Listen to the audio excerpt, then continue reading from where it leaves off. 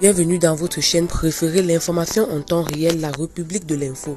Avant de commencer, n'hésitez pas de vous abonner à la chaîne et d'être courtois dans les commentaires.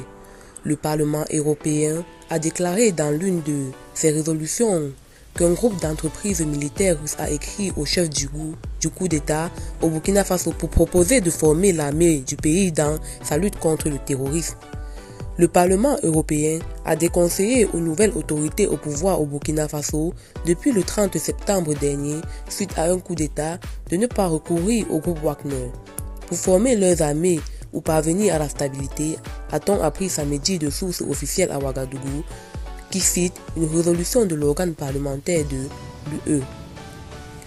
Dans sa résolution consultée par l'agence Anadolu, le Parlement européen se dit profondément préoccupé par les activités du groupe russe Wagner dans la région du Sahel et conseille vivement aux autorités burkinabées de ne pas recourir au groupe Wagner pour former leurs armées pour parvenir à la stabilité.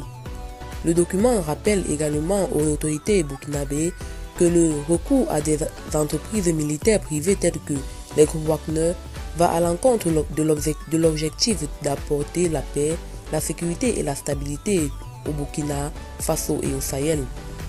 Le Parlement européen a affirmé que le groupe Wagner, entité militaire russe privée, continue d'étendre ses activités dans la région du Sahel et en Afrique de l'Ouest et qu'un groupe d'entreprises militaires russes a écrit aux nouvelles autorités au Burkina Faso pour proposer de former l'armée du pays dans sa lutte contre les terroristes. Alors que selon la même source, le groupe russe Wagner a commis de nombreux crimes de guerre dans la région. Depuis début octobre, le russe Evgeny, fondateur du groupe paramilitaire russe Wagner, avait déclaré dans une publication sur les réseaux sociaux de son entreprise Concorde qu'il soutenait le capitaine Ibrahim Traoré, nouvel homme fort du Burkina qui a renversé le président de la transition, le lieutenant-colonel Paul Henri.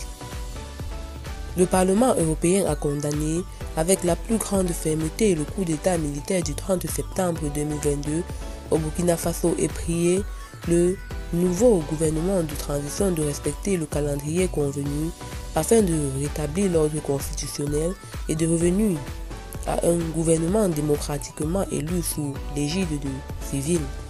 Revenant sur les événements qui se sont produits lors du putsch, le Parlement européen a condamné les attaques perpétrées par la foule contre l'ambassade de France et l'Institut français au Burkina Faso et s'est déclaré préoccupé par le volume croissant de campagnes de désinformation russe malveillante au Burkina Faso.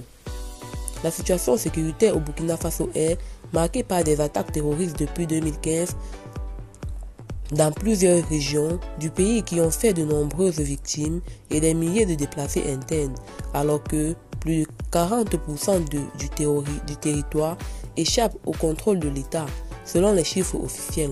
En outre, à la date du 7 octobre 2022, le pays enregistrait 44 609 établissements scolaires fermés en raison de l'insécurité, selon le ministère en charge de l'éducation. Eh bien, c'est tout pour cette note d'information. N'hésitez pas à mettre en commentaire vos impressions et à très bientôt pour une nouvelle note d'information.